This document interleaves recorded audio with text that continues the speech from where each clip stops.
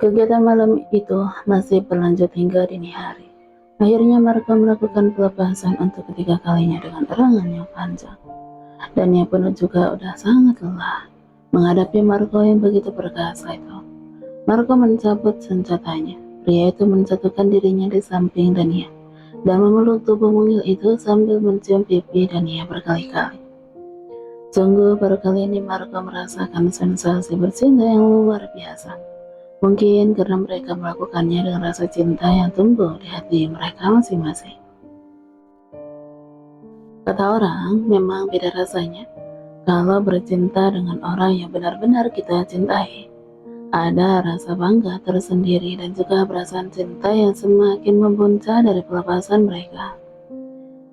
Begitu pula yang dirasakan oleh Dania. Wanita itu merasakan kebahagiaan tersendiri. Tidurlah, sudah larut malam.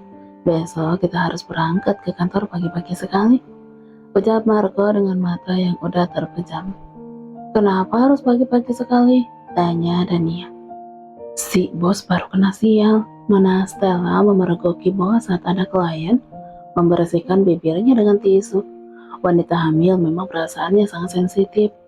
Apalagi sekarang Mana Stella lagi mengalami ngidam parah dan sepertinya dia sedang marah sama si bos. Jawab Marco yang mengingat pertengkaran bos dan istrinya tadi sore. Sepertinya kakakku itu sangat mencintai istrinya ya, ucap Dania menghadap ke arah Marco. Tentu saja, aku sendiri yang menyaksikan perjalanan kisah cinta mereka. Bos itu sangat beruntung bisa dicintai oleh Nona Stella. Jawab Marco membuka matanya dan melihat wajah cantik Dania yang sedang menatap ke arahnya itu. Lalu apa yang membuatmu jatuh cinta kepadaku? Tanya Dania. Marco tersenyum dan mengecup bibir Dania sekilas. Entahlah, mungkin aku menyukai tubuhmu, gaya bercintamu atau... Oh. Marco belum selesai bicara, dia udah mendapatkan jepitan di perutnya. Marco bodoh, seru Dania memukul dada bidang pria itu. Sayang, hentikan. Tadi aku hanya bercanda. Maksudku, aku mencintaimu karena perasaan ini tumbuh begitu aja. Meskipun baru sebentar kita sedekat ini. Tapi mungkin Tuhan langsung membuka hatiku yang mencintaimu. Jawab Marco kali ini serius. Dania terdiam mendengar ucapan pria yang dia kira tidak bisa romantis itu. Tapi sepertinya malam ini Dania bisa merasakan ketulusan cintanya Marco. Aku tidak tahu juga kenapa bisa mencintaimu, padahal waktu itu aku masih belum bisa melupakan seseorang.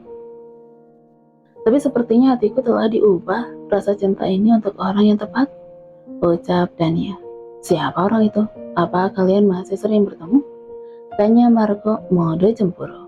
Dania sedikit terkejut ketika Marco menanyakan hal itu padanya. Apakah dia harus mengatakan bahwa orang itu adalah Danis? Tentu saja tidak akan. Akan jadi masalah besar kalau sampai Marco mengetahui masa lalu mereka. Kami sudah lama putus, jadi sudah tidak pernah berhubungan lagi. Jawab Dania berusaha menetralkan detak jantungnya.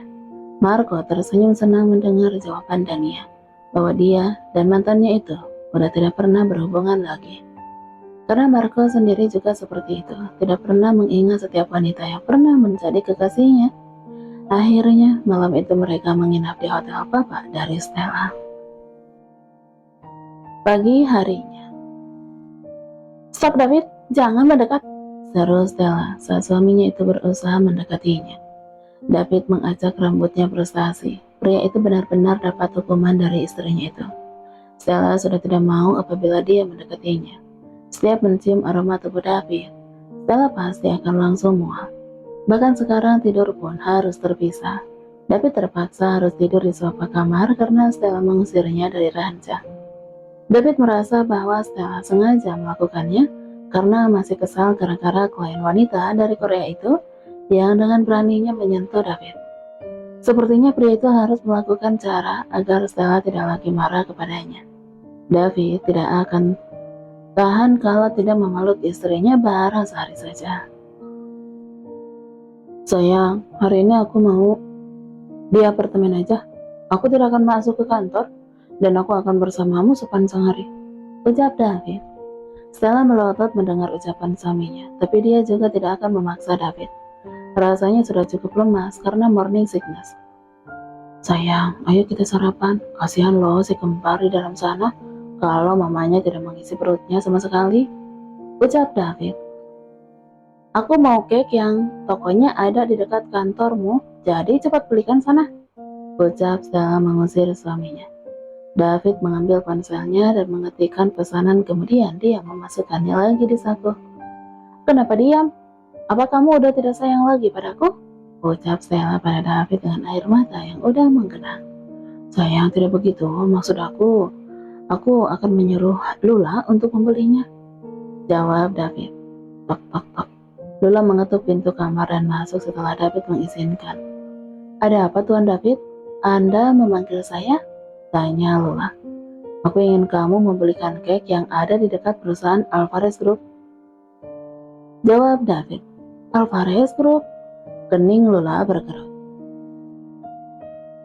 Lula menatap bangunan di hadapannya itu dengan tersenyum. Akhirnya dia berhasil sampai di perusahaan tuannya itu. Lula menoleh ke kanan dan ke kiri mencari toko cake yang diinginkan anaknya. Gadis itu berjalan ke arah samping gedung yang tinggi menjulang itu. Lula melihat ada seseorang yang baru aja keluar dari dalam mobil. Lula sempat terpesona dengan sosok pria tampan di hadapannya itu. Tampan sekali, wajahnya seperti Tuan David, mirip sekali, gumam Lula. Gadis itu berinisiatif untuk bertanya pada pria tersebut. Dia berjalan menghampiri pria yang sedang melepas kacamata hitamnya itu. Pria itu sedikit terkejut ketika melihat ada gadis di depannya dengan senyuman yang mengembang. Maaf Tuan, aku mau tanya boleh?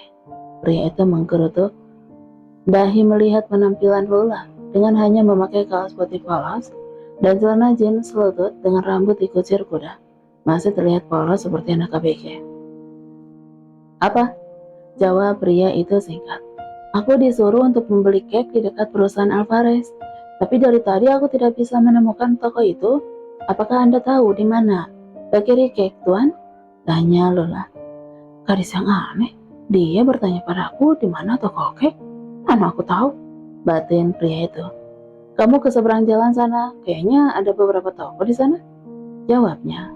Lula mengangguk dan tersenyum, kemudian dia mengucapkan terima kasih dengan membungkukkan badannya. Setelah itu Lola mengikuti arahan dari pria yang ditemuinya tadi. Tapi tiba-tiba dari arah kanan ada mobil meluncur dengan sangat cepat. Pria itu masih menatap gadis kucir kuda itu dan terkejut saat tiba-tiba Lola menjerit. Hei, awas! Lola terkejut karena tiba-tiba ada yang menariknya dari belakang dan orang itu memeluknya. Dek, jantung Lola berdetak kencang karena tiba-tiba Danis memeluknya seperti itu. Mata mereka saling beradu pandang. Lula begitu mengagumi sosok pria yang sedang menatapnya itu. Bodoh, apa kamu tidak bisa melihat kalau ada mobil yang melaju kencang? Seru Danis melepaskan pelukannya. Maaf, aku tadi nggak lihat. Jawab Lula. Apa kamu bisa mengantarkan aku ke sana, Tuan? Ucapnya lagi. Danis menyegar rambutnya ke belakang. Sungguh merepotkan. Ucap Danis. Aku takut Tuan, nanti kalau aku tidak bisa kembali ke sini lagi bagaimana? Ucap Lula. Sebenarnya siapa yang menyuruhmu membeli cake itu? Apa orang itu tidak bisa membelinya sendiri? Tanya Danis. Tuan David yang menyuruhku, dia pemilik perusahaan ini. Istrinya sedang hamil dan menginginkan makan cake yang tokonya berada di sekitar sini. Ucap Lula. Danis begitu terkejut mengetahui Stella telah hamil. Apa artinya dia udah tidak punya kesempatan untuk mendapatkan gadis yang masih mengusik hatinya itu? Danis masih belum bisa melupakan cintanya pada Stella. Tapi sepertinya rintangan itu semakin besar ketika mengetahui bahwa Stella telah hamil anaknya David. Baiklah, aku akan mengantarkanmu mencari cake untuk Stella. Ucap Danis berjalan mendahului Lula. Tunggu, jadi kamu mengenal majikanku? Tanya Lula berusaha mengimbangi langkah Danis. Tentu saja, dia adalah kakak iparku. Jawab Danis cepat.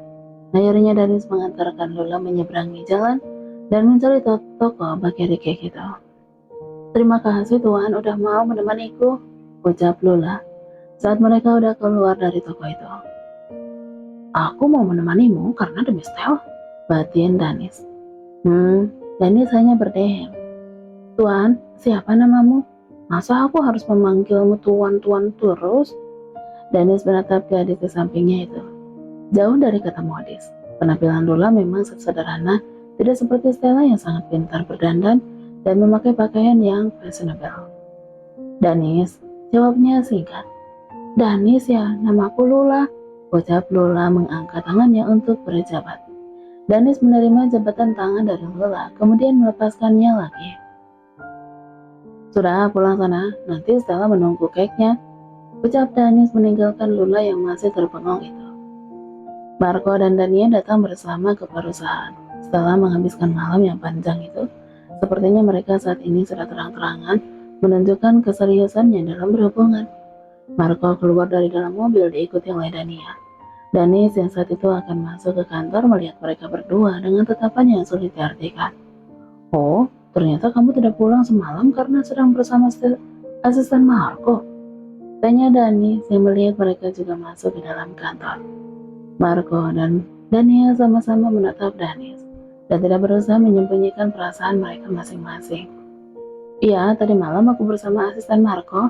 Apa kamu mencariku, Danis? Tanya Dania. Tidak, Papa mengatakan kalau kamu sedang bersama calon tunanganmu. Jadi aku mengira kamu dan William bermalam bersama. Tapi ternyata tidak. Bagaimana kalau Papa tahu kamu bersama dengan asisten Marco? Ucap Danis menatap kedua orang itu. Danis, aku tidak masalah kalau memang Tuan Besar tahu. Karena kami berdua memang saat ini telah bersama. Aku harap kamu juga mengerti dengan perasaan kami. Jawab Marco menatap Dania. Penuh cinta. Danis bisa melihat tatapan mata mereka memang berbeda. Tatapan penuh cinta yang dipancarkan kedua orang itu. Dia sedikit bersyukur kalau memang Dania udah bisa melupakannya. Mungkin kedepannya tidak akan ada yang menghalangi lagi masalah pribadinya dalam mencari pasangan hidup. Dania, saudara kembarnya itu memang dulu memiliki perasaan lebih terhadapnya. Meskipun mereka pernah melakukan hubungan terlarang, tapi Dani saat itu hanya ingin bersenang-senang saja tanpa memiliki perasaan cinta pada Dania. Ayo sayang, kita segera masuk ke dalam. Ucap Marco merangkul bahu Dania dan mengajaknya masuk ke dalam. Dani hanya menatap kedua pasangan itu dengan menarik sudut bibirnya ke atas. Mudah-mudahan kalian berjodoh, gumam Danis. Saat ini hanya dirinya lah yang tidak memiliki pasangan. Mungkin Danis memang tidak bisa memiliki Stella dalam hidupnya, karena harapan untuk mendapatkan hati Stella pupuslah sudah. Sementara Lula telah sampai di apartemen dengan tersenyum sumringah. Dia masih bisa mencium aroma Danis yang menempel di tubuhnya itu. Tuan, ini cake yang diminta oleh Nona Stella, ucap Lula yang melihat David duduk di ruangan tamu, hanya memakai kaos hitam polos dan celana pendek. Sepertinya Tuan David baru diusir istrinya dari kamar. Batin Lula tertawa. Lula, kamu saja yang memberikannya. Stella tidak mau dekat-dekat denganku. Dia selalu mual apabila mencium bau tubuhku. Padahal aku baru aja mandi. Ucap David yang memang baru mandi di kamar mandi dekat dapur. Bahkan pria itu udah mandi 3 kali setelah bangun tidur tadi. David mengira dengan memakai sabun kesukaan istrinya dan parfum yang banyak akan membuat Stella bisa stabil kembali. Tapi nyatanya malah membuat istrinya itu muntah-muntah lagi. Baiklah Tuan, aku akan ke kamar sekarang, jawab Lula kemudian naik ke lantai atas. Stella sudah merasa lemas dan tidak berdaya. Gadis itu melepaskan tubuhnya di tempat tidur dan memejamkan matanya. Suara pintu diketuk. Nona, ini aku Lula, seru Lula dari luar kamar. Masuklah, jawab Stella yang mengetahui bahwa Lula yang mengetuk pintu. Nona, ini cake yang kamu inginkan. Tadi aku sampai bingung mencari di mana toko cake itu. Untung aja tadi ada pria tampan yang menolongku. Ucap Lula menyerahkan pesanan Stella. Siapa yang menolongmu Lula? Tanya Stella bangkit menyandarkan tubuhnya. Namanya Danis, pria itu begitu tampan. Dia juga mengatakan bahwa kamu adalah kakak iparnya. Berarti Danis itu adiknya Tuan David. Ucap Lula terkejut dan baru menyadari bahwa Danis adalah adik dari majikannya. Kamu itu lucu sekali Lula. Nona, apakah Danis udah punya kekasih? Tanya Lula to the point. Memangnya kenapa? Sepertinya dia masih jomblo. Apa kamu ingin mengenalnya lebih jauh? Tanya Stella yang mengerti keinginan gadis yang umurnya hanya setahun di bawahnya itu. Kalau Nona memberikan nomor telepon Danis, tentu aku tidak akan menolak, jawab Lula polos. Stella tersenyum mendengar jawaban dari Lula. Mudah-mudahan saja Lula bisa menjadi teman Danis, bahkan kekasihnya. Stella berharap bahwa Danis bisa melupakan perasaan terhadapnya itu.